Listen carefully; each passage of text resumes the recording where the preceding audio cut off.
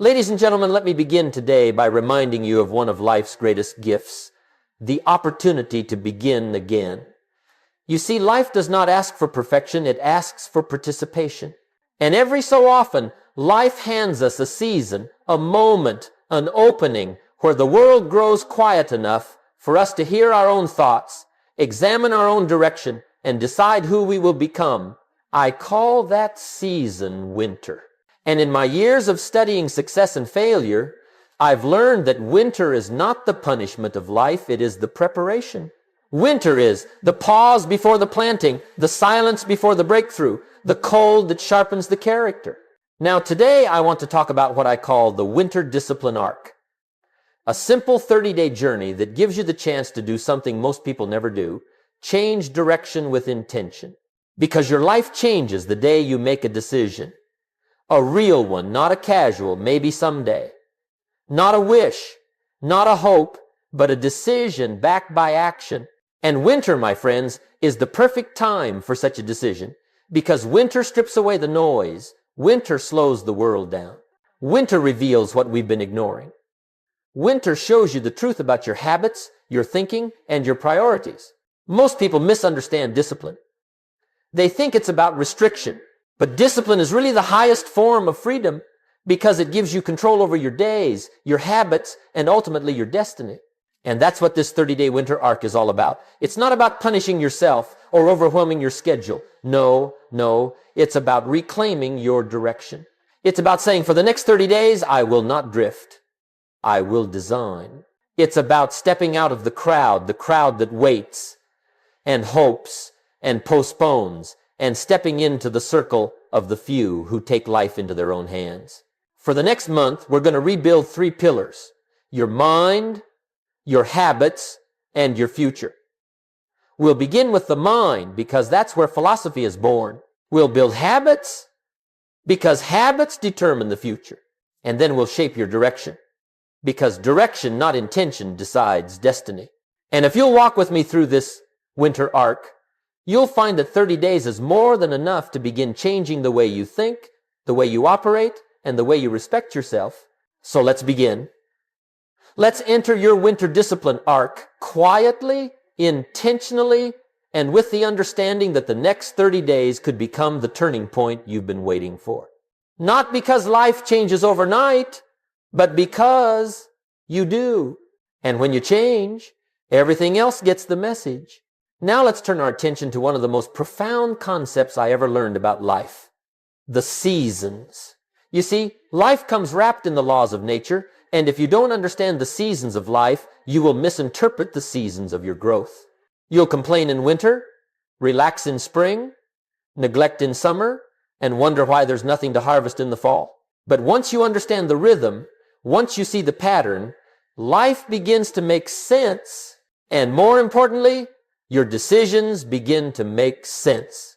Winter, my friends, has always been the season of testing. It's the season of truth. It's the season that reveals what you prepared for and what you didn't. The farmer knows this well. Winter doesn't knock politely. It arrives.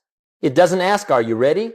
It doesn't ask, are you comfortable? No, winter simply shows up, and it shows up on schedule. And the farmer knows he must prepare. Because if he fails to prepare in winter, he fails in every season that follows. And the same is true for you and me. Winter will come emotionally, financially, spiritually, professionally. Times of pressure, times of disappointment, times where the road gets quiet and you're left alone with your decisions. But here's the gift. Winter is not the enemy. Winter is your architect. Winter builds the strongest people because winter forces you inward. Winter asks you to examine the truth. Are you disciplined? Are you intentional? Are you prepared? Or have you been casual with the things that matter? Most people don't like winter. They like summer, the easy days, the warm days, the days where everything seems to work, but you don't grow in summer. No one builds character while everything is comfortable. No, comfort creates the crowd. Discomfort creates the few. And winter, quiet, cold, uncomfortable winter is the season where the few separate themselves from the many. Now here's something extraordinary. Winter gives you an advantage because while most people slow down, you speed up. While most people retreat, you rebuild. While most people look for a blanket, you look for a blueprint. Winter is the season of leverage. And if you use it correctly, the next spring becomes the most fruitful season you've ever experienced. This is why the winter discipline arc is so powerful. It aligns you with the natural law of seasons. It says, if winter is the season of preparation, let me prepare. If winter is the season of building strength, let me build. If winter is the season that tests your philosophy, let me refine mine. Because when you embrace winter, when you stop avoiding the season and start learning from it, you become one of the few who rises while everyone else is standing still. So remember this, one of the great lessons of life. You do not get to skip the seasons, but you do get to decide who you become in each one. And if you master winter, you master yourself. Now that we understand the nature of winter, let's talk about the moment where everything begins, not with action, not with motivation, not with inspiration, but with a decision. And I don't mean the kind of decision you make casually on a Sunday night or after a burst of excitement.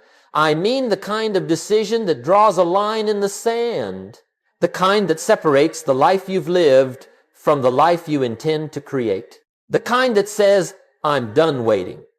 I'm done drifting. I'm done being casual with my future. That kind of decision. I used to think people failed because of a lack of intelligence, or a lack of opportunity, or even a lack of luck. But over the years, I learned something far more accurate. Most people fail because they never decide to succeed. They intend to. They hope to. They talk about it. But they never cross that invisible line between I wish and I will. That line right there is where destiny changes. Let me give you something to think about. Casual decisions create casual lives. Permanent decisions create permanent change.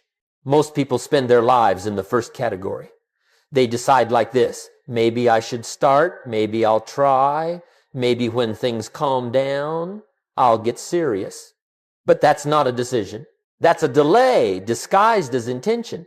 And winter has a way of exposing that. Winter shows you whether your decisions were real or merely convenient. So let's define the three kinds of decisions people make.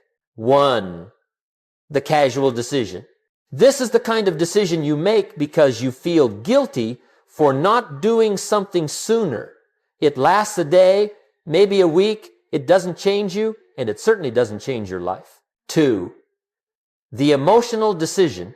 This one is made in a moment of excitement. It feels powerful. It sounds good, but it collapses the moment the feeling fades. We've all been there, fired up on Monday, back to old habits by Thursday.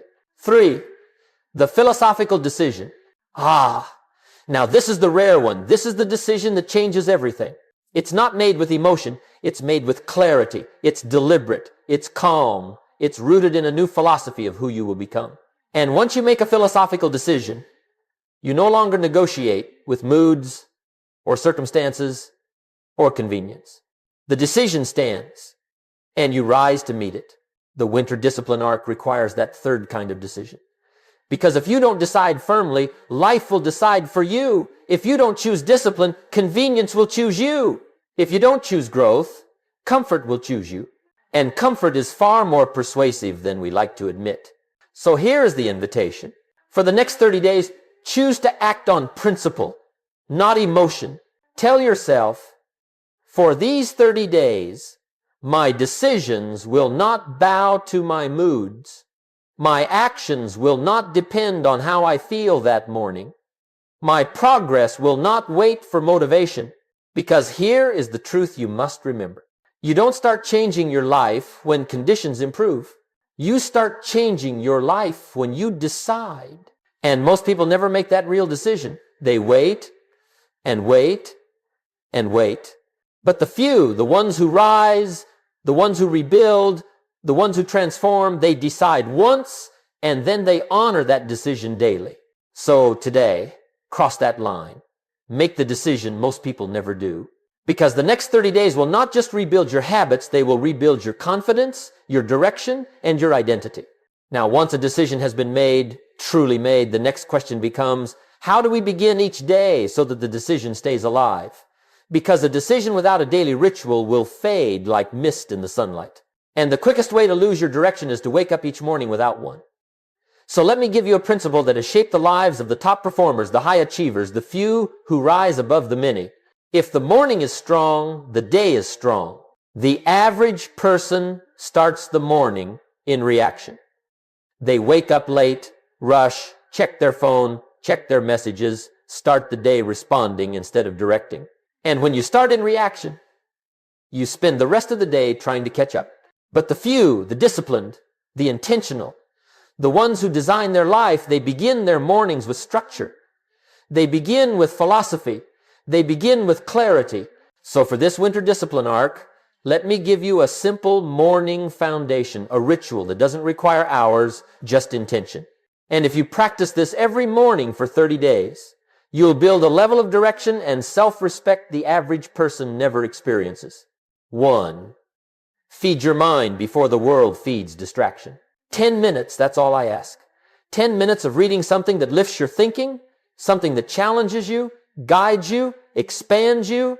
You see, your mind is like a garden. If you don't plant the seeds, the weeds will take the invitation. And Instagram, YouTube, the news, those are weeds. You must feed your mind intentionally, or your mind will become a prisoner of the world's noise. 2. Write down your goals for the day. This is one of my all-time philosophies, and if you've studied my work, you've heard me say it again and again.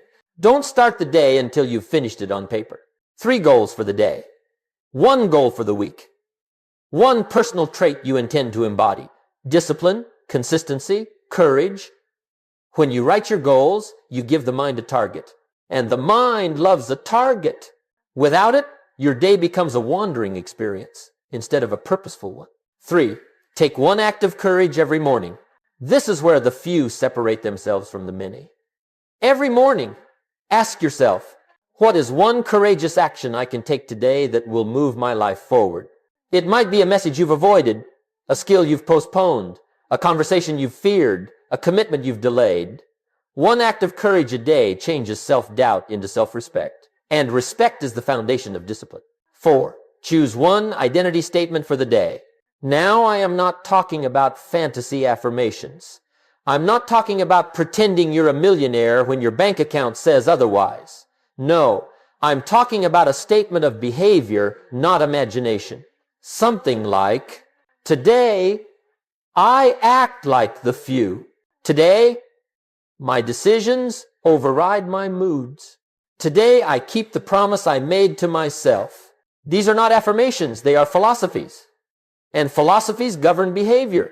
The philosophy of the morning foundation. Here's the truth. You don't need 3 hours. You only need intention. A strong morning does not take time, it takes choice. And the moment you choose to control your morning, you begin controlling your day.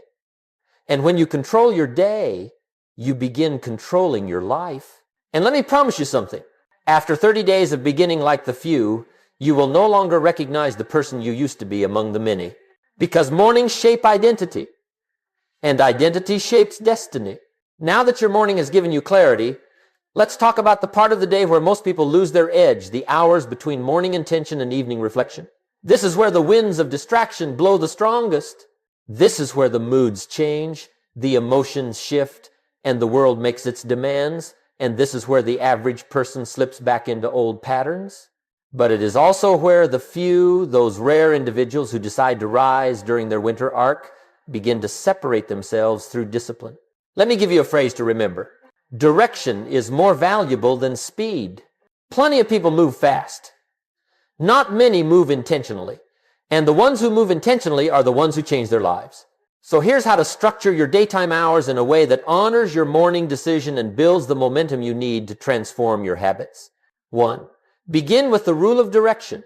I've said this for decades, and it remains one of the most important lessons of my life. Work on yourself harder than you work on your job. This doesn't mean you neglect your responsibilities. It means your responsibilities cannot grow if you don't grow.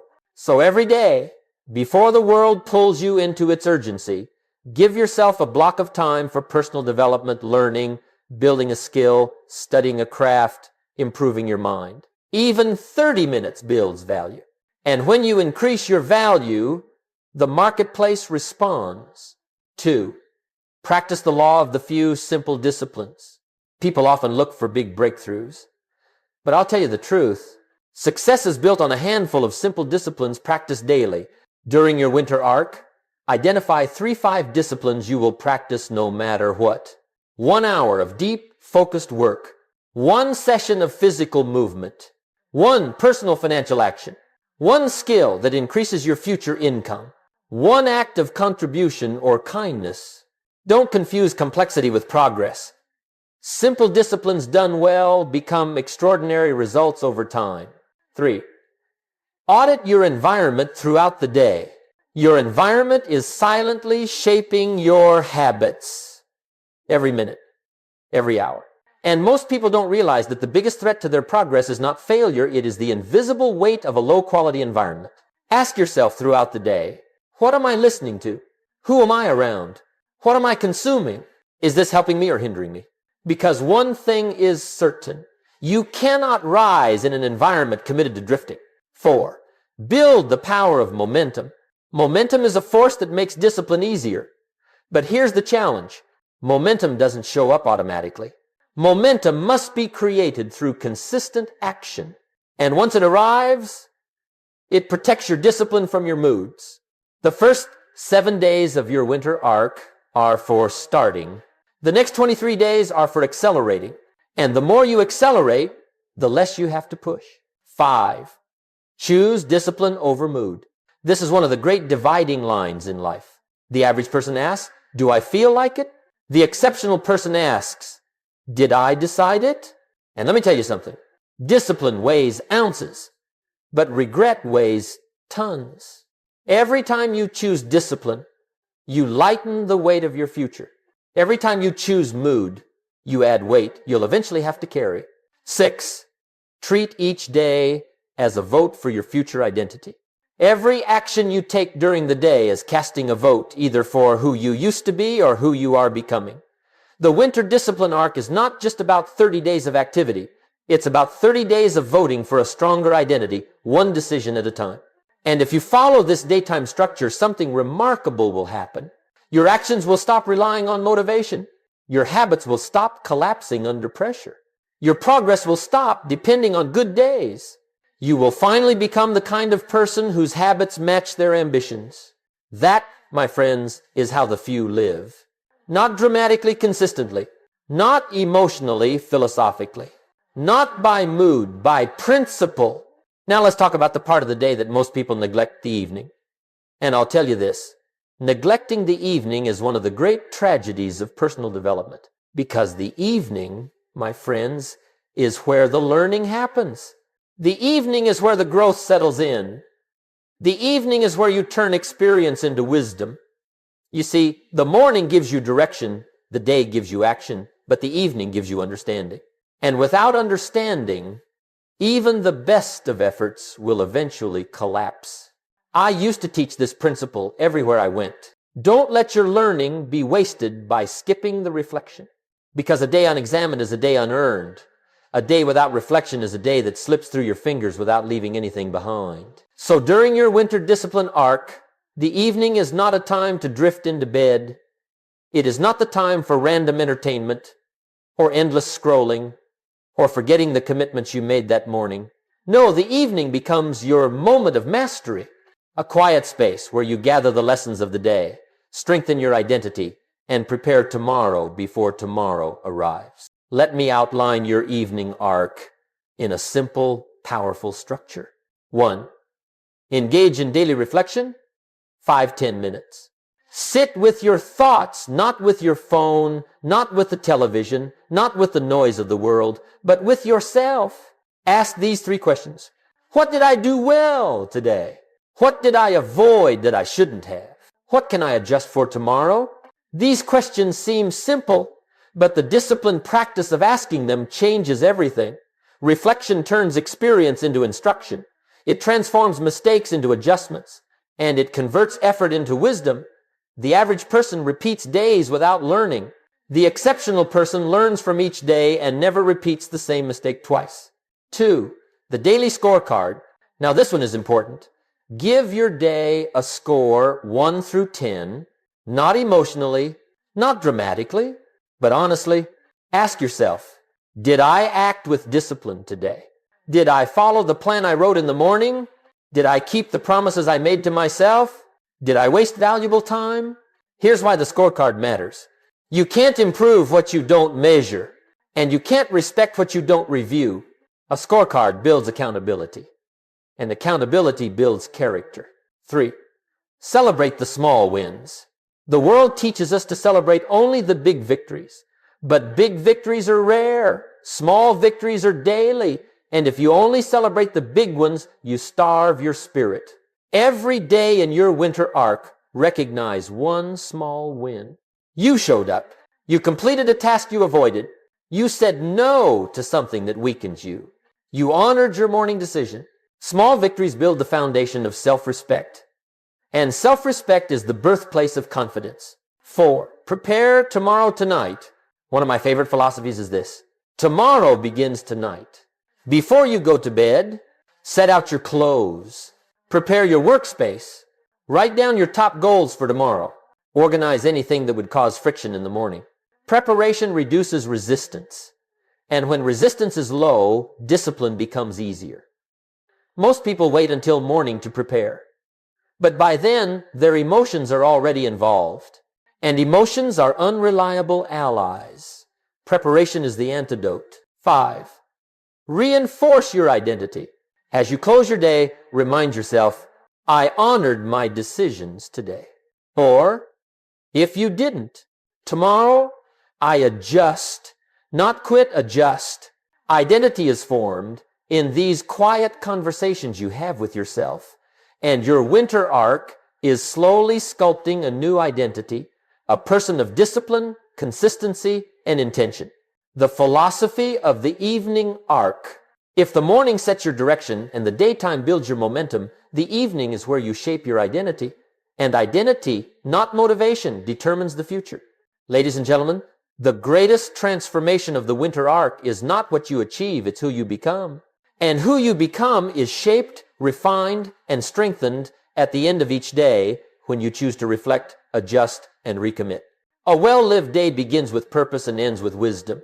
Master your evenings, and you will master your life. Now let's turn to one of the most neglected areas of discipline, your finances.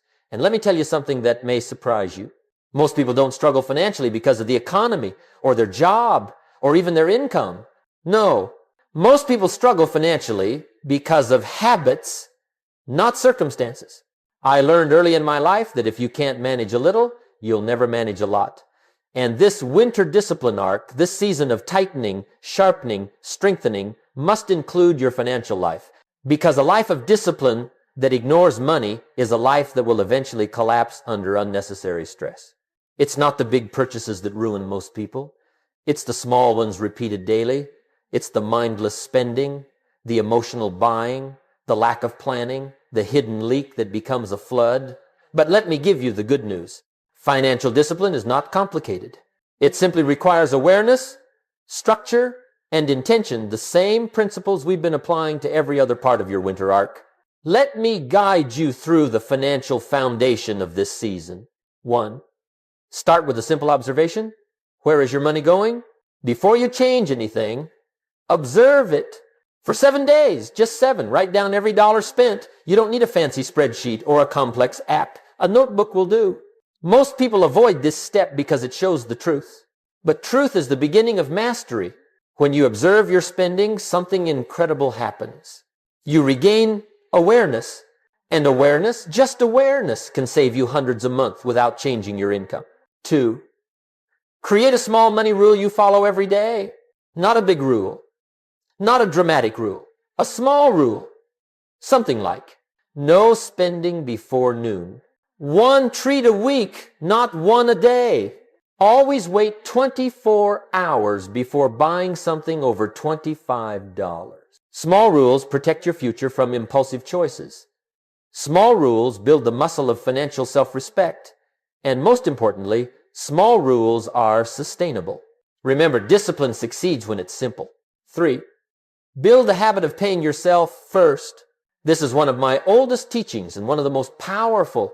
Pay yourself first, not last. Not if anything is left, but first, even if it's only $5, even if it's only 1%, the amount is not the lesson, the discipline is. Because paying yourself first develops a mindset that says, I am worth saving for.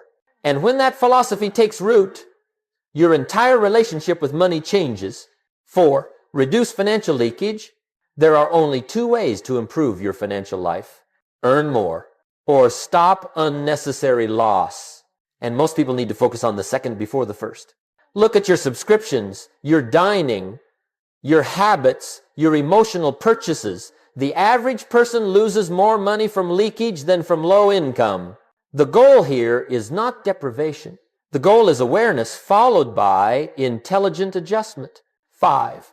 Introduce the 3-category budget. You don't need 12 categories. You don't need to micromanage every dime. You only need 3. Living, needs. Growing, savings, and investments. Enjoying, wants. This budget is simple enough to follow, but powerful enough to transform. Most people put everything into the living category, even things that do not belong there. But the few, the disciplined, create boundaries. Boundaries create freedom. 6. Begin a weekly wealth review. Just like the evening arc for your day, you need a weekly arc for your finances. Every Sunday, ask yourself, did I follow my rules? Did I pay myself first? Did I buy emotionally or intentionally? Did I reduce leakage? The review is not for guilt. It's for guidance. Because financial growth is not a mystery, it is the direct result of measured behavior. 7. Shift from consumer to creator. Now here's the philosophical shift that separates the few from the many. Consumers spend, creators build. Consumers buy entertainment. Creators build skills. Consumers purchase distractions. Creators invest in their future. Consumers wonder why they stay stuck. Creators understand that wealth is the result of character more than opportunity. During this winter arc, begin developing one skill, just one, that can increase your income within the next 6 to 12 months.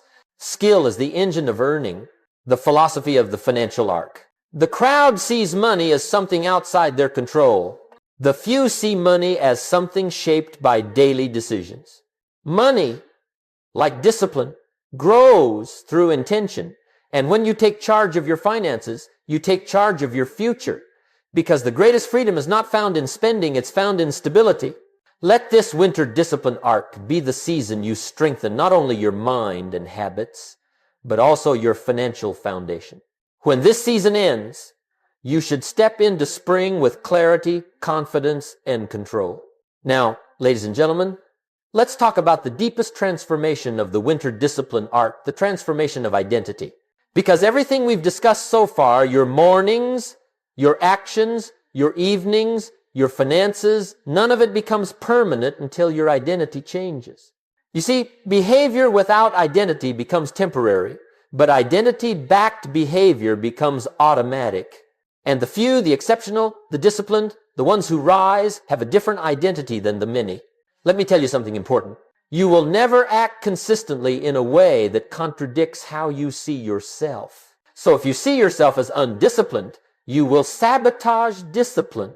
If you see yourself as someone who tries, you will always stop short. If you see yourself as average, you will perform in line with average. Identity drives destiny. So during this winter discipline arc, we begin shaping a new identity, not by dreaming, not by imagining, not by repeating empty affirmations, but by evidence. Identity grows from the promises you keep, not the promises you declare. Let me give you the pillars of building the identity of the few. 1. Identity is formed by repetition, not emotion. Emotions are fleeting. Repetition is foundational. If you want to become disciplined, do one disciplined act every day. If you want to become consistent, follow through on just one decision, every morning and every evening. Identity is not built in fireworks, it's built in footsteps. Every time you complete your morning arc, you reinforce the identity of someone who begins with intention. Every time you finish your daily commitments, you reinforce the identity of someone who executes.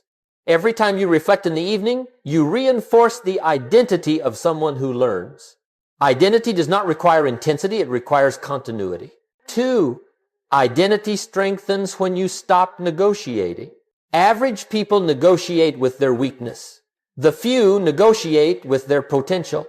Average people say, do I feel like it? Can I do it later? Is today the day I break the rule? But the few say, I've already decided.